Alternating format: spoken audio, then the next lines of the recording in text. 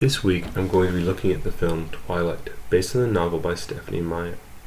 The book and resulting film adaptation are both very popular and widely mocked.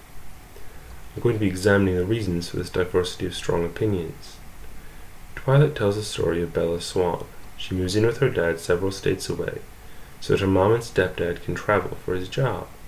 She doesn't have high hopes for the town until she meets the mysterious Edward Cullen. She falls for him, but he doesn't seem to like her. She figures out that he's in fact a vampire, then reveals that he feels he's too dangerous to be around her. This doesn't dissuade Bella, and she and Edward end up dating. Meanwhile, something is killing people, and it turns out to be some bad vampires, one of whom becomes fixated on Bella. When the film came out, it was most popular with a female audience. A lot of that popularity came from fascination with Edward Cullen. He's mysterious, and in spite of his own protests, mostly noble. He protects Bella from various dangers, including an attempted rape. Don't touch me. Don't touch me. That was very dangerous. When he finally stops trying to avoid her, Edward behaves like a gentleman. Sometimes it's little ways like opening car doors. One larger way is that he also takes the time to communicate his protective intentions to Bella's dad. Good luck with that. I'll take good care of her, I promise. It also has a dark side. For example, there's this comment he makes during a conversation in Bella's bedroom. I like watching you sleep. It's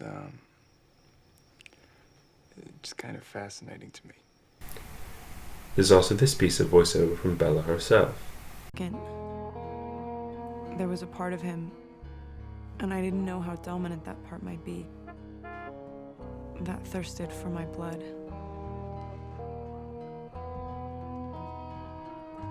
And third, I was unconditionally and irrevocably in love with him. These comments are wrong on so many levels and have drawn rightful criticism from the internet.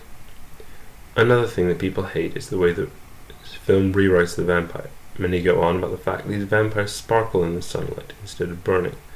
Though honestly, the idea that they are even around in the daytime, do things like go to school, is an even bigger rewrite.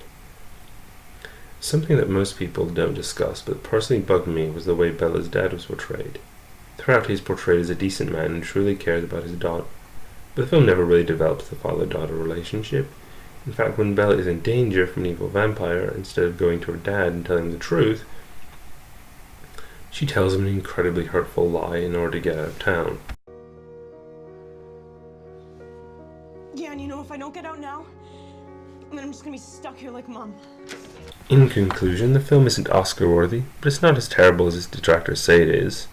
Honestly, I think it's intended to be a female version of an action film. A little silly, but fun anyway.